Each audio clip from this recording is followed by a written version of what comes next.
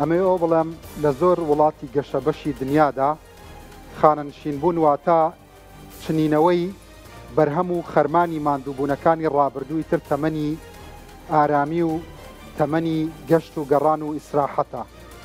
بەڵام بۆ زۆر چین و توێژەکانی ئێمە بە تایبەتی لە هەرێمی کوردستان تەمەنی قوربەسەری و خەم و ژان و زەحمەتیەکی زۆرە. ئەم شەو وەکو هەمیشە پێم وتون ئەم بەرنامەیە بڵندگۆ و ستۆدیۆی هەموو چین و توێژەکانی کوردستانە. ئەم شەو ئێمە لە خزمەتی ئەو کەسانەداین کە لە بوارەکانی هێزەکانی ناوخۆ و ئاسایشدا کار دەکەن، بەشێکی زۆری زەحمەتیەکانی ژیانیان چەشت، لەوانەیە ئەگەر ڕێکەوتی ژیان نەبێت ئاوڕ بۆ ڕابردویان بدەنەوە ئەم سلکانە ئەوەندە قوربەسەری و ئەوەندە مەترسی و ئەوەندە زەحمەت و ئەوەندە شڵەژانی دەرونی و ئەوەندە ڕوبەڕووبوونەوەی مەرگی تێدا بووە ئەگەر لەوانەیە سەرپشتیان بکەن بگەڕێنەوە بۆ ڕابردوو کەسیان ئەو پیشەیە هەڵنەبژێرن. بەڵام لە هەموو حاڵەتێکە ئەوە بوو بە شوناس و بوو بە ناسنامەی ئەوان و هەڵیان بژارد و مەردانە ئەدای کارەکانی خۆیان کرد و ئێستاش ئەیکەن.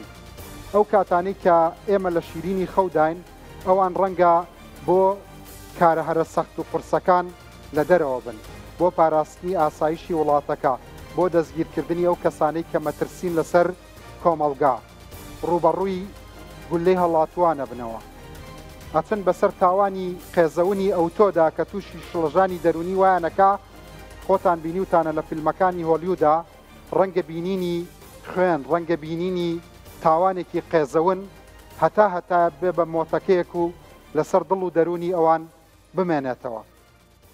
بەڵام ئایا یاسا و ڕێساکانی ئەم وڵاتە ئەوە لە بەرچاوەگرێت؟ لانی کەمی داواکاریەکانی ئەوان هاتۆتە سەر ئەوەی ئێستا خانەنشینیەکەیان هاوتای عێراق بکرێتەوە. کام عێراق؟ ئەو عێراقەی کە من بۆ ئەم بەرنامەیە بەراوردی موچە و خانەنشینیەکانی خەڵکی عێراقم کرد بە وڵاتەکانی کەنداو بۆم دەرکەو ئەم عێراقە بەس لە دوو گۆڵیدا سەر بە کەنداوە. دەنا لە هەندێک وڵاتانی کەنداودا لانی کەمی موچەی خانەنشینی 52 وەرەقەیە، واتە 5200 دۆلار لەگەڵ التیزامی دەوڵەت بەرامبەر بە پێداویستیەکانی تری وەکو دابینکردنی شوێنی نیشتەجێبوون و زۆر پێداویستی تر، وەکو دروستکردنی یانەی تایبەت بۆ ئەوانەی کە تووشی وەکوتم شڵەژانی دەرونی و زەحمەتگەلی ئەوتۆی دەرونیە بنەوە کە تا دنیا و لەگەڵ ژیانیانە پێوەی ئەناڵێنن. ئەم شەو ئێمە لە خزمەتیانیان گوێ لە کۆژان و سکاڵا و نیگەرانیەکانی ئەمان بگرین. لە زۆربەی وڵاتانی دنیادا موچە بەپێی دراسەکردنی پێداویستی و لانی کەمی پڕکردنەوەی پێداویستیەکانی ئەو چین و توێژانەدا نرێت کە ئەرک و مافیان هەیە لە دام و دەستگاکانی دەوڵەتدا. بەڵام 220,000 کە کەمترینی خانەنشینیە لە وڵاتی ئێمەدا بەشی چیە کات؟ من ئەزانم زەحمەتە نە 52 وەرەقەکەی خلیج نە 2 وەرەقەکەش. ئەم شەو کۆمەڵە میوانی ئازیز و بە ئەزمونم لێرن کە ئەوەی لە دەستیان هات لە ڕابردوودا بۆ ئەم وڵاتە کردیان و خزمەتی خۆیان تەواو کرد.